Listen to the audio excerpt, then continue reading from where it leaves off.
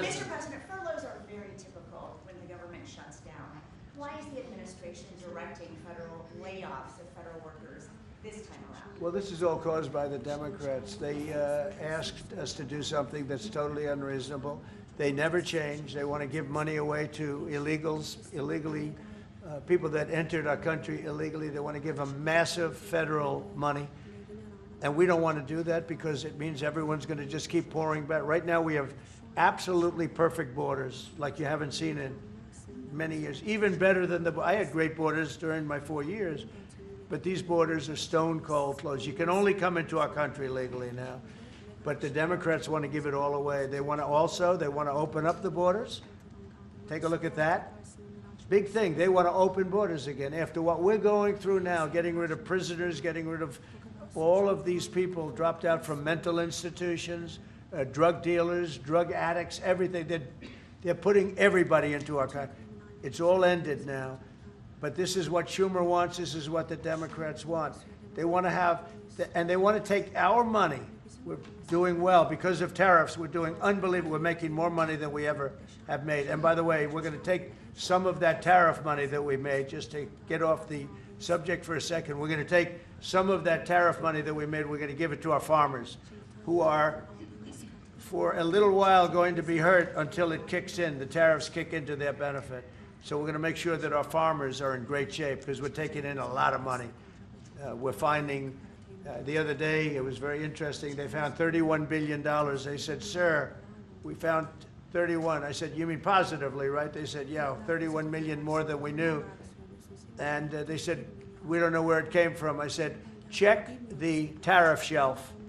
They came back the following morning. They said, you're right, sir, it came from the tariffs. We've never seen anything like this. So what we're going to be doing is we're going to be taking some money from all of the tariff money that we've taken, and we're going to distribute it to our farmers until the tariffs kick into their benefit, which ultimately the farmers are going to be making a fortune. But it's a process of, it has to kick in. All right, maybe one more.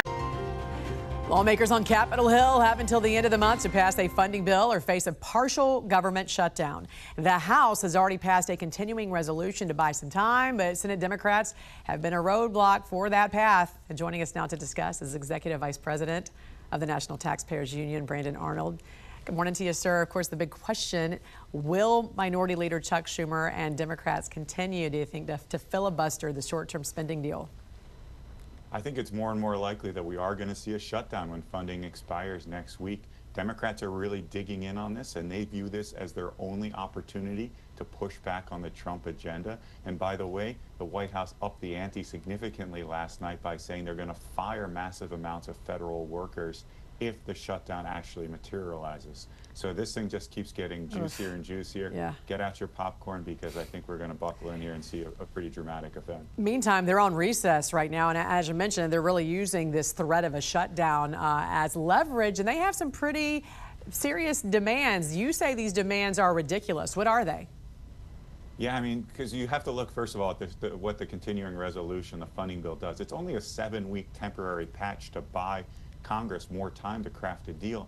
In response, the Democrats are asking for about $1.5 trillion in new spending, putting illegal immigrants back into Medicaid, getting rid of the sensible work requirements that were imposed for Medicaid, and also extending some of these pandemic programs that give health care subsidies to people making $500,000 a year. This is ridiculous, and they should be negotiating more seriously if they want to be taken seriously right now. Yeah, especially considering, what, $37 trillion in debt that we're looking at right now, and we want to spend that much, especially when we're talking about subsidies. Talk about the importance of why we have to end some of that stuff, even past this, even if we were to have this 7-week patch. Yeah, I would like to see the patch extend well into next year, because most of these subsidies are going to expire at the end of the year. The way this 7-week deal is currently structured is we're going to be facing another potential shutdown right before the Thanksgiving holiday. And that is bad news for taxpayers, because once members of Congress start to smell those jet fumes, want to get home, want to have turkey with their family, they're much more likely to craft a bad deal that could include a massive expansion in government subsidies, these Obamacare enhanced subsidies. That's bad news. Yeah, the president posted on Truth Social earlier this week, after reviewing the details of the unserious and ridiculous demands being made by the minority radical left Democrats in return for their votes to keep our thriving country open, I have decided that no meeting with their congressional leaders could possibly be productive. I look forward to meeting with them if they get serious about the future of our nation. We must keep the government open and legislate like true patriots rather than hold American citizens hostage. So, as of right now, you believe when they do come back from recess, there will be a partial government shutdown. What kind of impact would that have on the economy, do you think, Brandon?